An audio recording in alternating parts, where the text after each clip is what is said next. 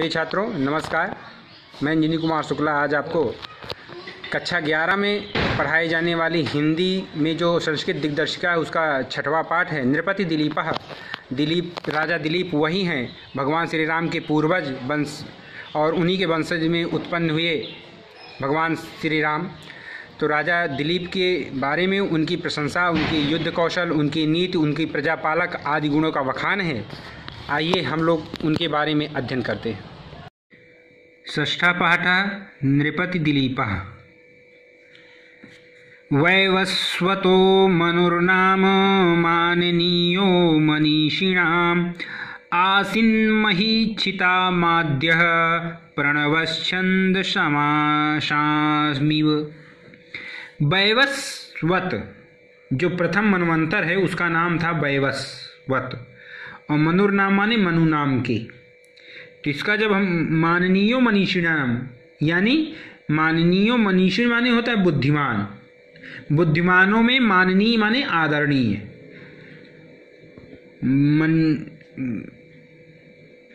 विद्वान बुद्धिमानों में आदरणीय और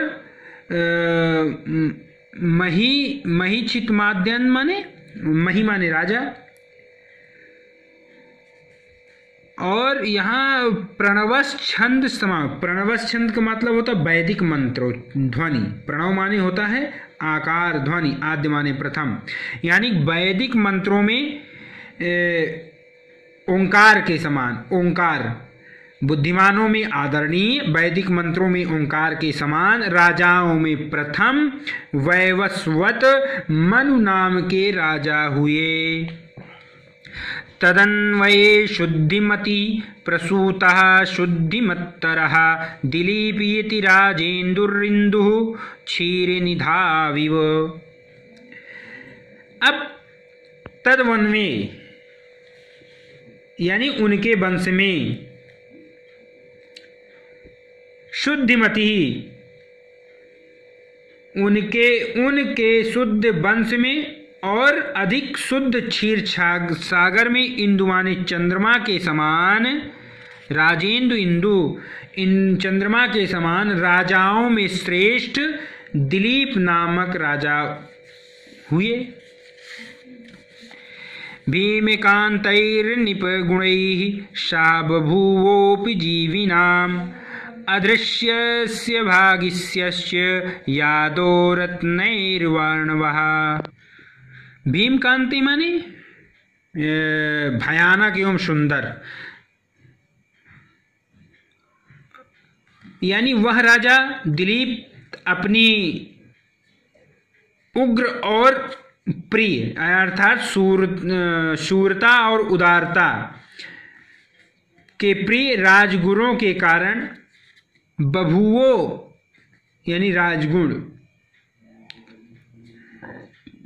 बभू माने संपत्ति,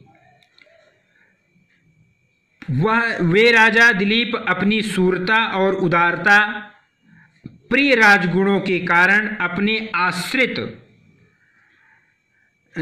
अग्ध्रेय माने अनुल्लंघनीय, अपने आश्रित व्यक्तियों के लिए उसी प्रकार अनुल्लंघनीय और आश्रय देने वाले थे जिस प्रकार समुद्र, घड़ियाल, यादो रत्नई निवारणः यानी सारे रत्नों के साथ साथ घड़ियाल, मगर आदि उग्र जल जीवों के कारण अनुल्लंघनीय तथा रत्न के कारण आदरणीय होता है। यानी सागर जो है हमेशा जलचर जीवों को शरण देता है और उसके साथ बहुत सारे रत्न भी पड़े रहते हैं, भरे पड़े रहते हैं। उसी प्रकार राजा दिलीप भी अपने आसपास के रहने वाले व्यक्तियों के लिए बहुत ही आदरणीय थे और सबको आश्रय देने वाले थे।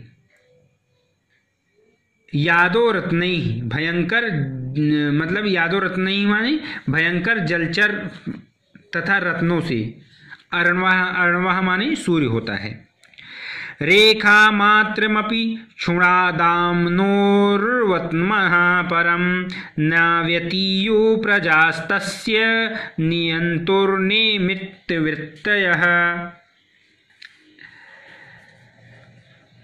क्षुणाद माने होता है प्रचलित, वत मरना माने मार्ग से, और नियत निर्मित, निर्मित वित्त माने पालन करने वाली, यानी राजा दिलीप की प्रजा मनु के समय के आचरण किए हुए मार्ग से थोड़ी भी उसी प्रकार नहीं हटती, थोड़ा बिल्कुल नहीं हटती। जिस प्रकार राजा मनु ने मार्ग जो बना दिया धर्म का, उसी मार्ग पर राजा दिलीप की भी प्रजा बिल्कुल नहीं हटती। जिस प्रकार की सारथी के रथ की धुरी अपने मार्ग पर थोड़ी भी नहीं हटती, यानी जैसे रथ की धुरी है, चक्का उसी धुरी पे नाचता रहता है, उसी प्रकार राजा दिलीप की प्रजा उसी धर्म धुरी पे हमेशा निरंतर बैठी रहती है, बनी रहती है, बिल्कुल पीछे नहीं हटती, जिस प्रकार मनु ने धर्म मार्गो बनाया है। आकार सदृश प्रज्ञा प्रज्ञया सदृशागमः आगमई सदृशारंभ आरंभ सदृशयोदयः। आकार सदृश माने आकार के समान ही बुद्धिमान, अगम माने शास्त्र ज्ञानी।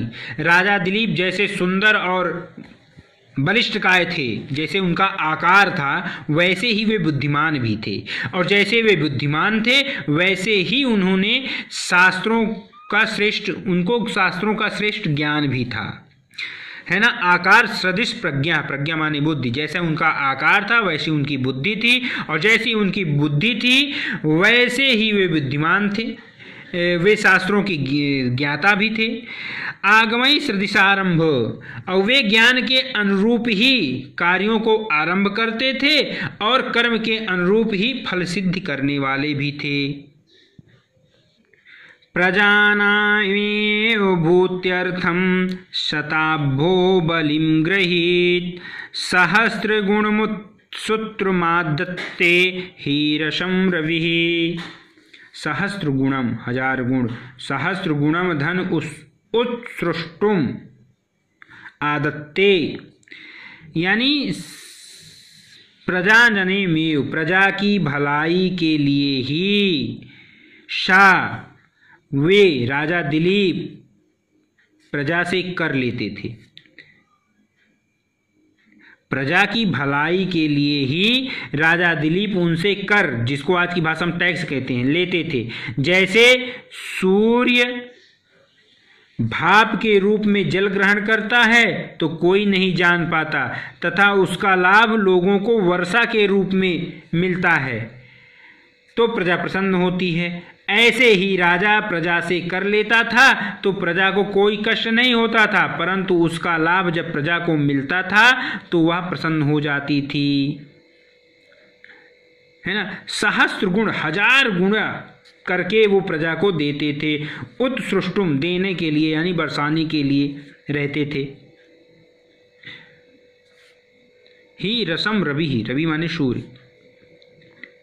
सेना परिच्छदस्तस्य द्वमेवार्थ साधनम शास्त्रेषु वकुंठिता बुद्धिमौर्वीं धनुषि चातता।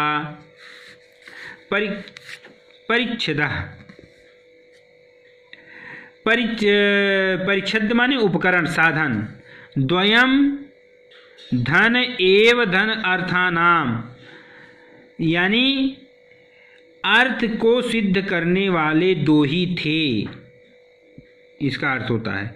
शास्त्रेषु कुंठितः, शास्त्र से आकुंठित यानी शास्त्रों से भी न रुकने वाली। मौर्वी, धनुष की डोरी। और आतता, चा आतता यानी चढ़ी हुई, जो चातता है, चा धन आतता चातता, यानी सेना परिच्छदस्य, राजा दिलीप की विशाल सेना को बस उपकरण मात्र, कोई शोभा मात्र न थी, उनका प्रयोजन सिद्ध करने के लिए दो ही साधन थे। शास्त्रों में उनकी जो न रुकने वाली बुद्धि और धनुष पर चढ़ी डोरी।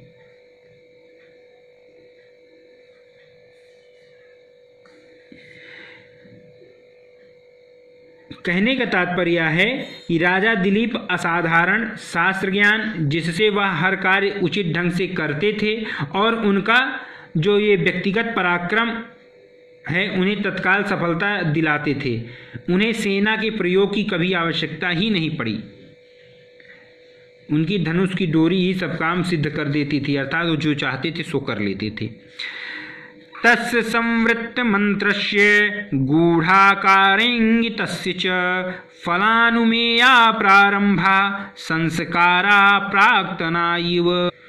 संवृत्त मंत्रस्य यानी मंत्रियों के विचार विमर्श को गुप्त रखने वाले, गूढ़ माने छिपाना, आकार माने मुखाकृति ही, और इंगिता माने चेष्टा करना, फलानुमेया माने फल से अनुमान किए जाने में, प्रारंभा माने उद्योग, और प्राक्तना माने होता है पूर्व जन्म का। यानी हर प्रकार से मंत्रणा को गुप्त रखने वाले और मुख भंगिमा तथा चेष्टाओं को छिपाए रखने वाले राजा दिलीप के कार्य पूर्व जन्म के संस्कारों की भांति पूर्व जन्म के संस्कारों का ही फल है या परिणाम है, जिससे अनुमानित किए जाते हैं या जाने जाते हैं। कहने का तात्पर्य है कि राजा दिलीप अपनी मंत्रणा को इतना गुप्त रखते थे कि उनके चेहरे से भी कोई हाव भाव से जरा भी प्रकट नहीं होने देते थे, और दूसरों को उनके मन की बात का तभी पता चलता था जब उनका काम पूरा हो चुका था। जैसे इस जन्म में लोगों को सुखी या दुखी देखकर ही उनके पिछले जन्म के अच्छे या बुरे कर्मों का अनुमान किया जा सकता है। जुगोपात्मान्मत्रस्तो भेजे धर्ममनान्तुरः अगृद्धुन्नराददे सोवर्थं सक्तः सुखम भवूत। जुगोप रक्षा करते हैं, वे राजा दिलीप निर्भीक होकर अपनी प्रजा की रक्षा करते हैं या अपनी रक्षा करते हैं। और अस्त्रम भय रहित न भेजे माने सेवा करते हैं, अनातुरा माने आतुर, अग्रधिनुम माने लोलुपता यानी लाचार, आददे माने ग्रहण करते हैं, अनुभूत माने अनुभव करते हैं। तो वे राजा दिलीप निडर होकर अपनी प्रजा की रक्षा करते हैं, धैर्यपूर्वक धर्म का पालन करते थे, लोभ रहित होकर धन का संग्रह करते थे और आसक्ति रहित होकर सांसारिक सुखों का अनुभव करते थे या उसका भोग करते थे।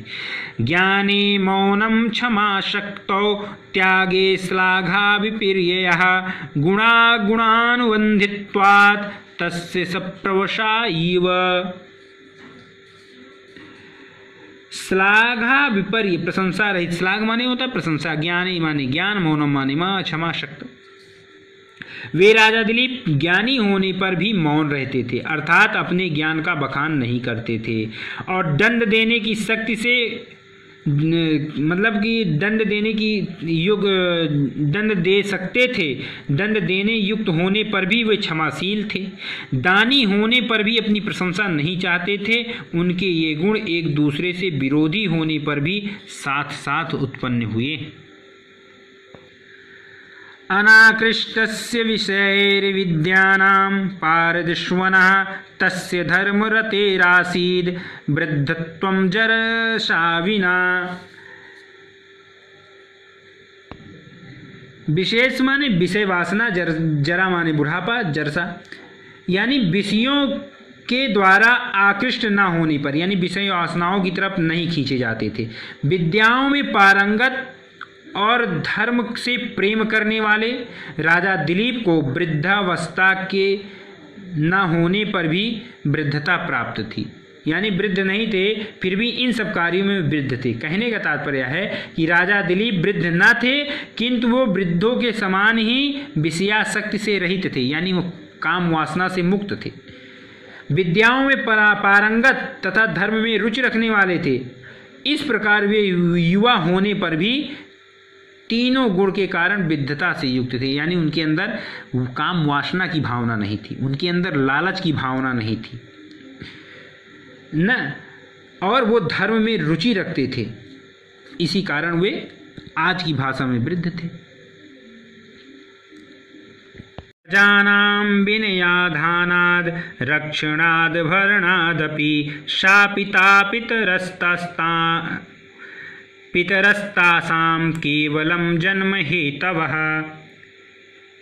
प्रजा नाम माने प्रजा की, विनयाद धानानाद माने विनय सिखाने से, भरणाद माने पालन पोषण करने से, जन्म हेतुआ माने जन्म देने के कारण, यानी प्रजाजनों को नम्र बनाना, विनय बनाना, विनय माने नम्रगण, उनकी रक्षा करने तथा उनका पालन पोषण करने के कारण राजा दिलीप उनके वास्तविक पिता थे, और उन प्रजाजनों के पिता तो केवल जन्म ही देने वाले थे, यानी सब कुछ राजा दिलीप करते थे।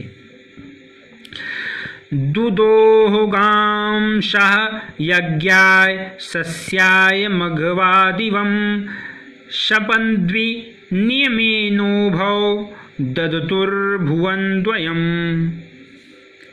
दुदोह दूहते थे, यज्ञ माने यज्ञ करने के लिए, मधवा द्वयम माने इंद्र स्वर्ग को, मधवा कहते हैं इंद्र को, ददत माने धारण करते थे, और संपद्वीन में संपत्ति में अदल बदल करना, यानी कहने का तात्पर्य है कि राजा दिलीप यज्ञ करने के लिए पृथ्वी को दूहते थे, पृथ्वी रूपी गाय को, गाम, गाम माने पृथ्वी होता है, इसकी 26-27 पर्यायवाची होती, और अन्न उत्पन्न करने के लिए इंद्र स्वर्ग को दूहते हैं। इस प्रकार राजा दिलीप और इंद्र दोनों ही संपत्ति के आदान प्रदान के द्वारा दोनों लोकों के धारण करते। कहने का तात्पर्य है कि राजा दिलीप पृथ्वी में रहने वाली प्रजा से कर लेकर, पृथ्वी को धोना माने प्रजा से कर लेकर यज्ञ करते थे, और उससे प्रसन्न होकर इंद्र पर्याप्त वर्षा करते थे, जिससे धरती अन्नमय हो जाती थी, और इस प्रकार राजा दिलीप यज्ञ से स्वर्ग को पुष्ट करते थे और इंद्र वर्षा से पृथ्वी को पुष्ट करते थे, यानी एक दूसरे से आदान प्रदान करते थे। द्वेष्योऽपि सम्मतः शिष्टस्यार्थस्य यथौषधं त्याज्यो दुष्टा प्रियो प्यासी दंगुलीव विवोर्गच्छता। द्वेष्योऽपि माने द्वेषी, अपि माने शत्रु, आर्तस्य माने रोगी, और अंगुली धन इव धन उरग धन क्षता, यानी सांप से काटी गई अंगुली के साथ, यानी जिस प्रकार रोगी पुरुष को कड़वी औषधि प्रिय होती है, उसी प्रकार राजा दिलीप को सज्जन शत्रु भी प्रिय था। जिस प्रकार सर्प के द्वारा काटी हुई उंगली त्याग दे होती है, यानी काट दी जाती है, उसी प्रकार दुर्जन प्रिय व्यक्ति भी उनके लिए त्याज्य था, अर्थात वे सज्जनता और दुर्जनता के आधार पर ही प्रेम तथा द्वेष करते थे, व्यक्तिगत संबंधों के आधार पर नहीं, और आज सब व्यक्तिगत संबंधों के आधार पर होता है। सहवेलाओ प्रवयलाम परीक्षीकृत सागराम अनन्य शासनार मुर्वीम सशासैक पुरीमिव। बेलौ धनियु धन प्रवलायम, समुद्र के किनारे के समान परकोटे वाली, परीक्षीकृत माने खाई वाली, उर्मी माने पृथ्वी, उर्वी, और शासक माने शासन। वे राजा दिलीप समुद्र पर्यंत पृथ्वी पर एक नगरी के समान एक छत्र शासन करते थे, अर्थात पूरा जहां तक पृथ्वी थी, जिस प्रकार कोई मनुष्य परकोटे अर्थात खाई से युक्त एक नगरी का शासन करता है, उसी प्रकार दिलीप समुद्र तक विस्तृत पृथ्वी पर एक छत्र शासन करते थे। ये था राजा दिलीप के विषय में। प्रिय छात्रों, अब हम नए वीडियो के साथ फिर मिलते हैं, तब तक के लिए नमस्कार।